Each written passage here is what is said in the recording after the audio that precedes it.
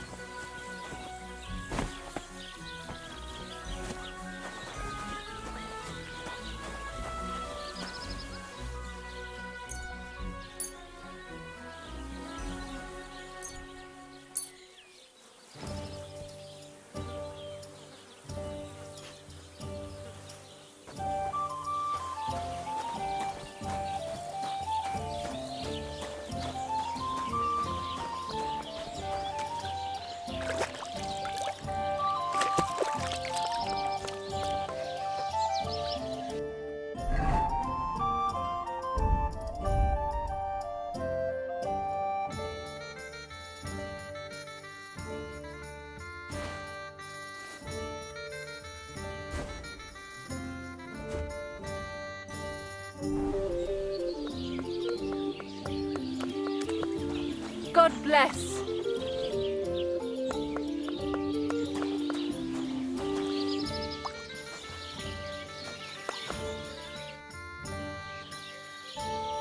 A beautiful maypole you have here. I hear it's the only one in these parts. Aye, it's the only one around here. Our lads took everyone else's. They're the champions. We just have to keep a good eye on it now. But that's up to Henrik. And why are you so interested in it, eh? I just wanted to be polite. I bet you did. I hope you're not up to something. See you later, my friend.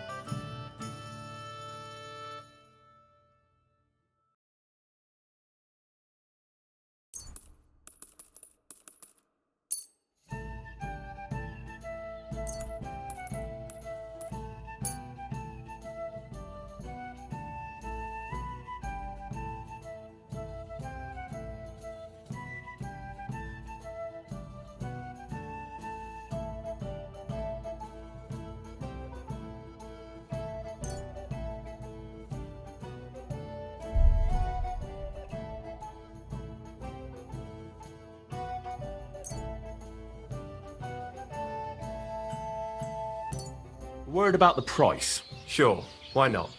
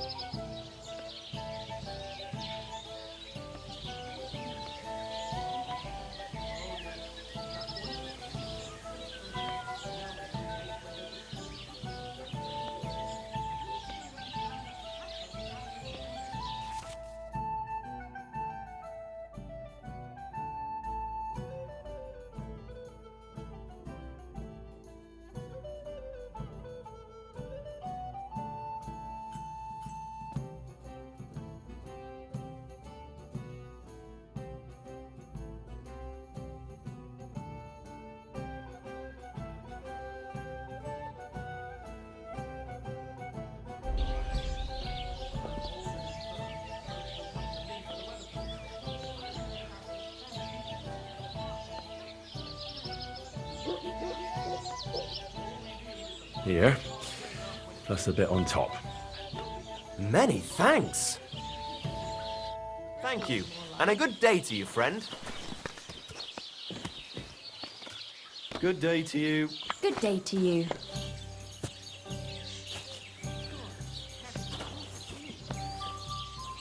What was it I wanted?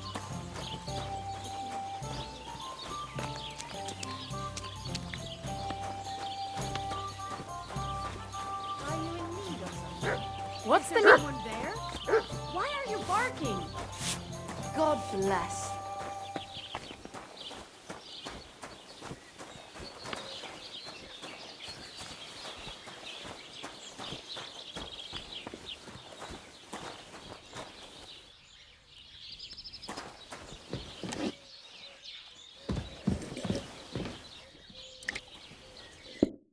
Greetings. Do you need something? How are you doing? I'm Henry. Nice to meet you. I'm Zdeněk. I'm a storyteller. I could tell you stories so sad they'd make the devil cry. Or would you prefer something so scary it'll make the hairs on your ass turn white? But it's a lot of hard work for me. Now, if you had something to drink or a couple of groschen, that might help loosen my tongue.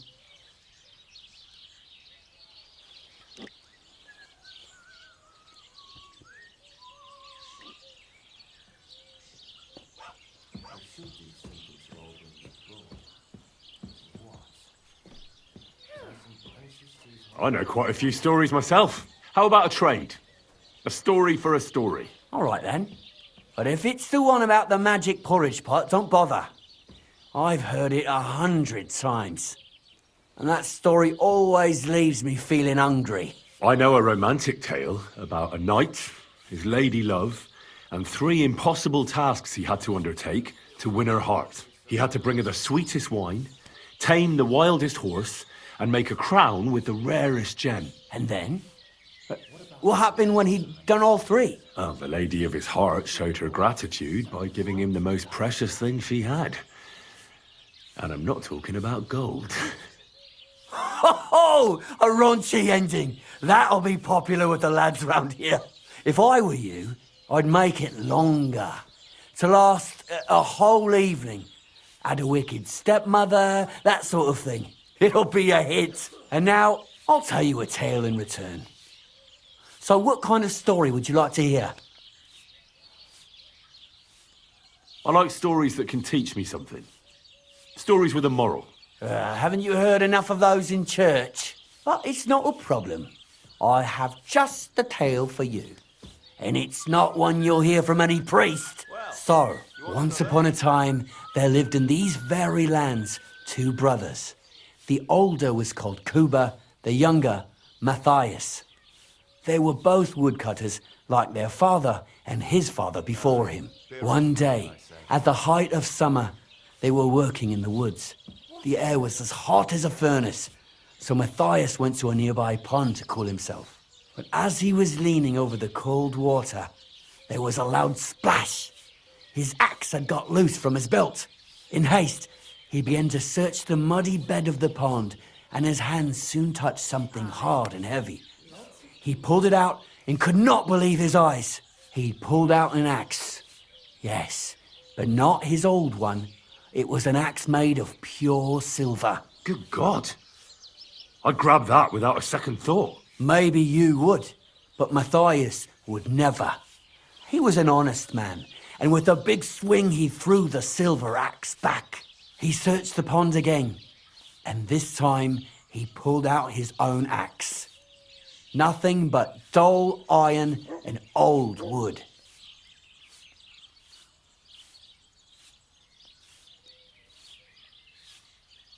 I reckon that was the right choice.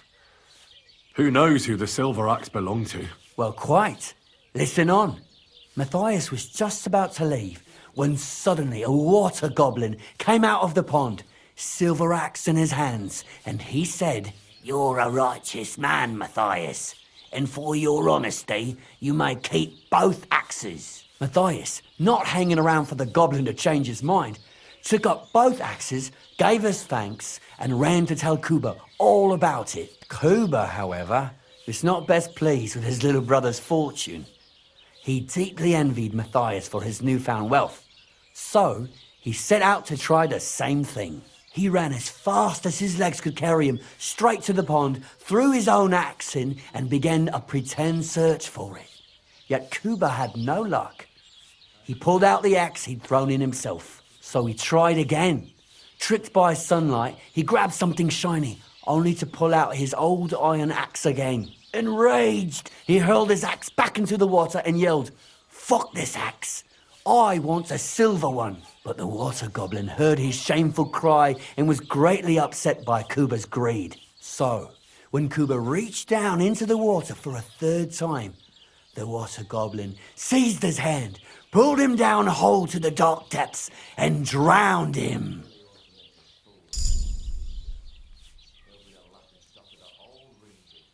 Well, all was as it should have been. It was Kuba's fault. I don't think so. It seems Matthias didn't either. He went to the water goblin and begged for his brother's body so he could take him home and bury him. But the path back from the pond led over a steep hill, and carrying the weight of the waterlogged body exhausted Matthias. He stopped to rest by an old oak tree, and he used a silver axe to cut off a branch that would serve as a walking stick. But it wasn't enough. Somehow, it was still getting harder to continue up the hill. Then Matthias realized it wasn't his brother's body that was weighing him down. It was the silver axe.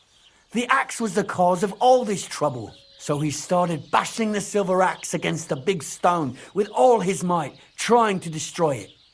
Yet no matter what, he couldn't even make a dent. With the last of his strength, Matthias climbed to the top of the hill. He knew he could go no further, so he found a pretty spot with a view over the valley and dug his brother a grave. There, he buried both his brother and the silver axe that had brought such pain upon them. His final act was to stick the oak branch in the ground by the grave. But lo and behold, the branch grew green leaves and became a tree. The locals have had no dealings with the water goblin since then, but some have had the bad luck to bump into him. And when you walk by the pier, where it all happened, you can still hear his chuckling. That was a very nice story. Story? What story? It's the truth. But why hasn't anyone gone looking for the axe then? Because it brings misfortune. Didn't you listen to me at all? Look for yourself if you wish. Rock Tower Pond isn't far from here. The Water Goblin's Pier is somewhere among the reeds. But leave me out of it. I'm fine here with my drink. Farewell.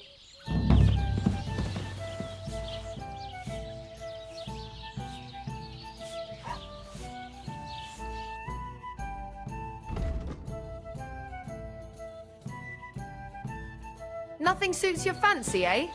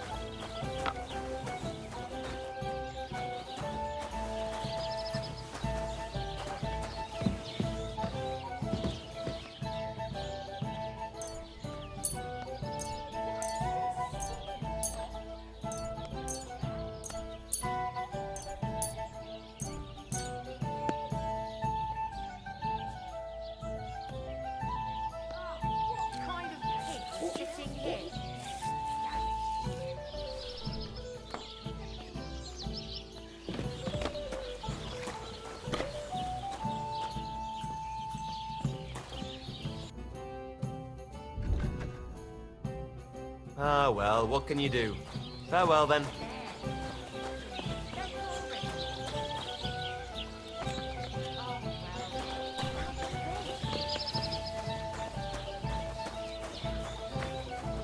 Why is this?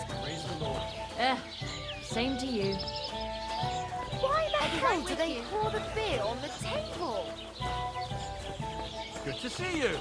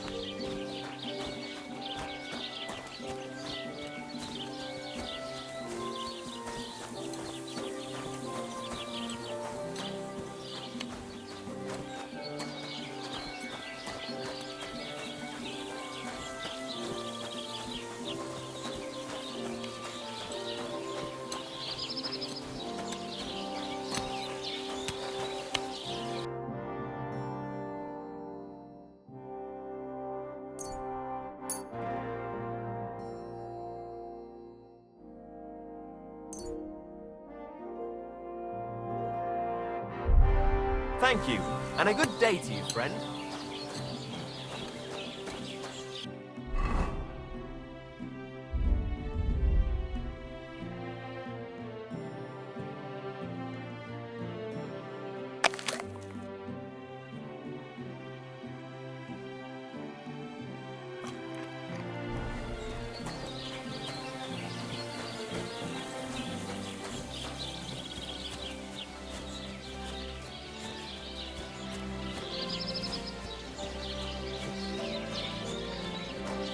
God bless you.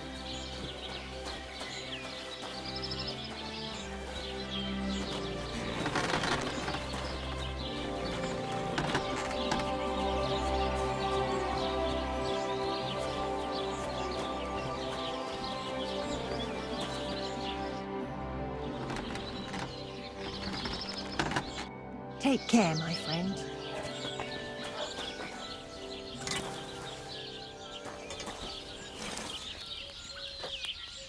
Good day. Good day to you.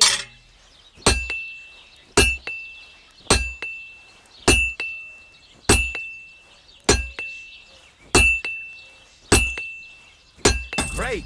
Come back anytime, friend.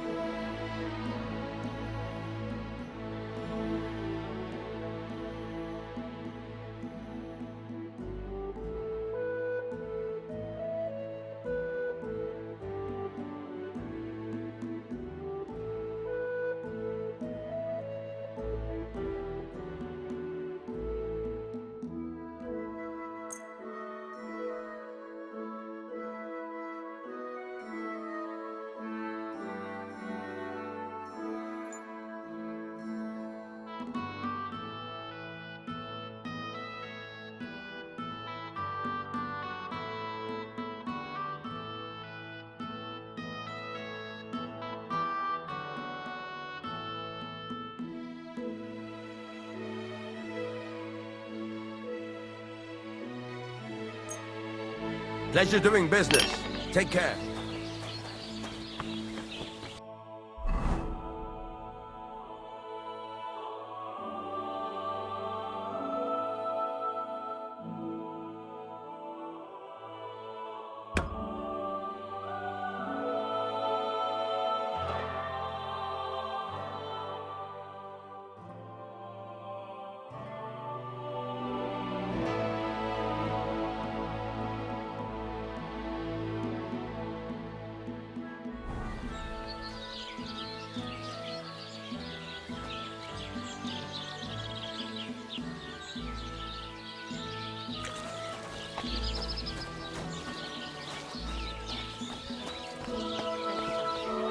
Greetings.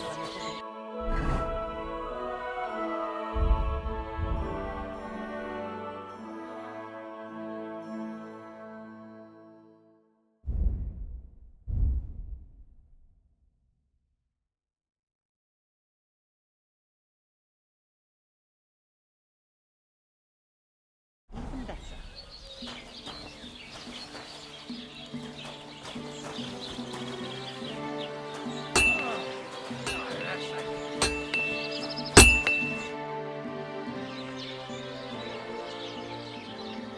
I heard you could use a helping hand at the forge. I could. My last two hands, well, they're not worth mentioning. And what with the wedding coming up, the work is piling up. Ah, what do they call you? Henry, I'm Radovan. You should know, Henry. The blacksmithing isn't for everyone. Have you done it before? yeah? I basically grew up in the forge. My father was a swordsmith, and not just any. He even forged swords for the nobility. For the nobility, eh? Well, that kind of experience will come in very handy for me indeed. As it happens, I have to forge a wedding present for young Lord Semine. A fine sword. So you'll take me on? Hold your horses. I'll have to try you out first. You could forge me a hunting sword as a test, so I can see if you can make a straight blade. That shouldn't give you much trouble if your father was a swordsmith, should it? Sure thing. I can get started right away. Great. Find some iron and get started then. Iron? You can't make a sword out of butter, but if you don't have your own stuff, you can get everything from the chest in my forge. See you later.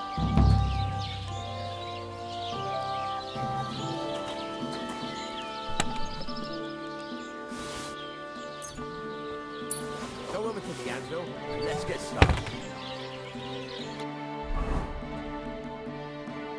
Furnace is cold now. Give it a practice try. Some things, like swords, are too long to fit in the fire. You have to heat it up. Try poking it around for a bit.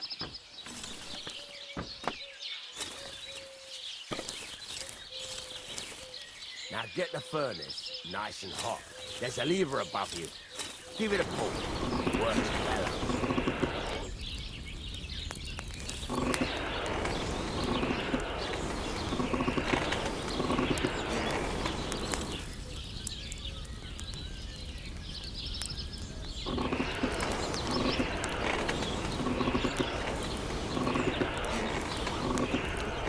Tell the temperature by the color, but you won't be able to tell when it's in the fire.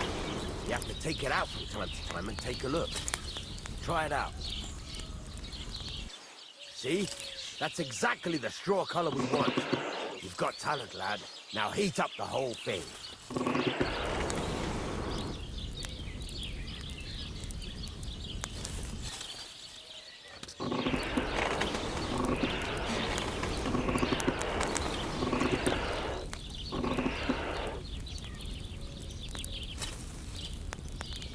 The whole thing is heated up now, so come over to the anvil.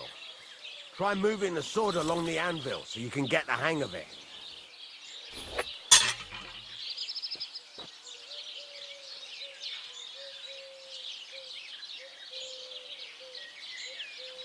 Damn it, Henry! Move it! Hurry up!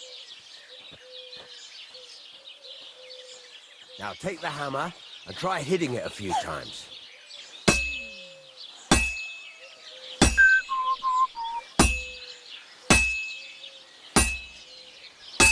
See the sparks? That's the sign of a good strike.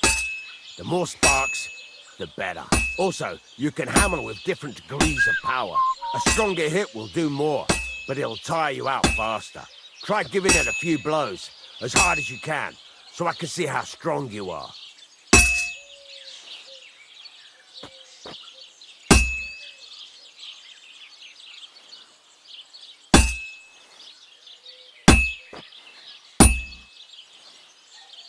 That's got a nice ring to it.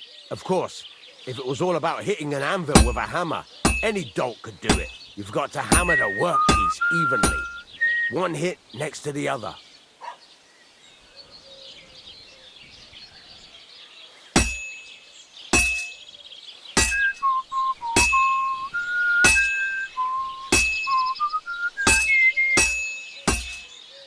Very nice. You're doing just fine. But when I say evenly, I mean it. A sword has two sides, like a lot of other things, including myself. Turn it over and continue on the other side.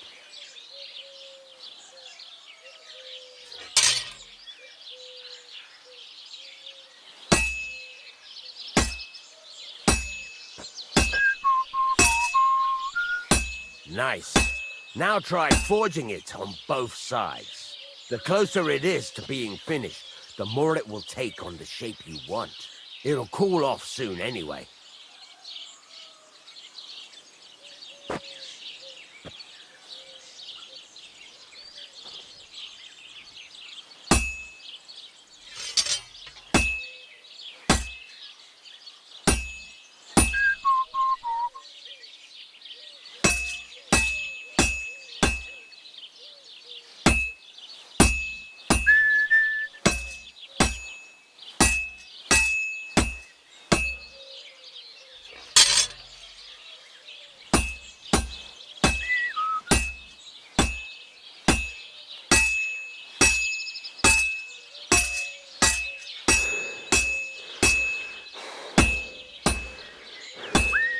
It's cooled now. You can't do it all in one go. You've got to put it back in the furnace from time to time. Sometimes you've got to go there and back all day. But it's all part of the craft. Now, get back to the forge and heat it all up again, like before.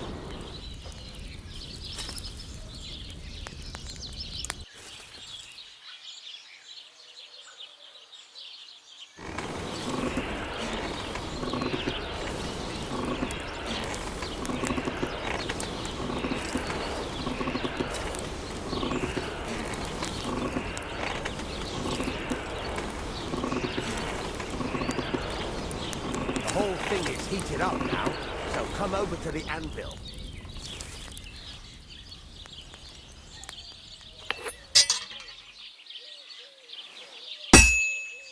Hear that? Besides the sparks, you can tell a good strike by the sound it makes.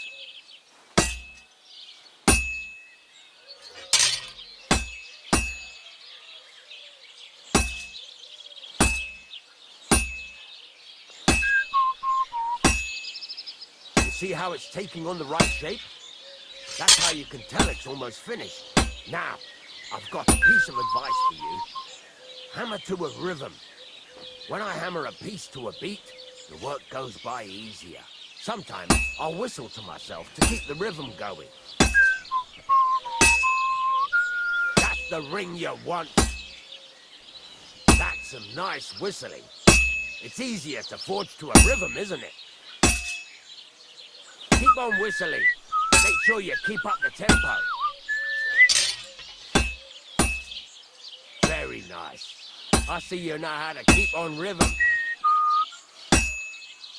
There you go. You've got it finished. All that's left is to temper it, and the sword will be done. The rest is just tweaking.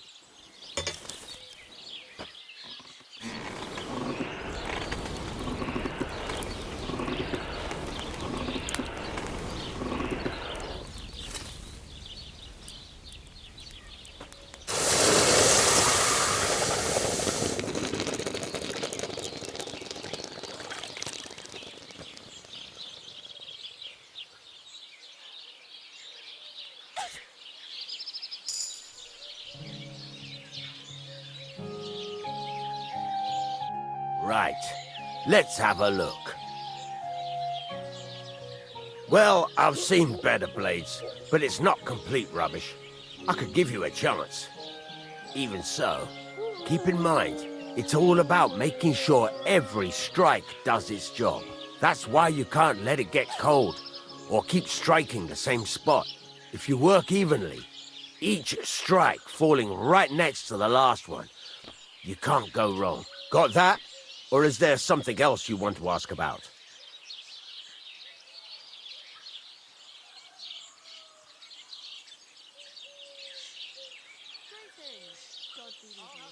Thanks.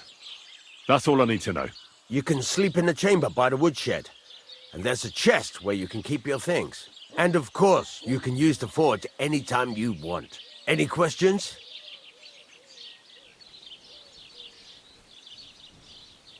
What can I do with the items I've forged? Well, you can sell them. Though you probably won't have much luck around here. But I'll happily buy some of the nicer things from you. Where can I get materials?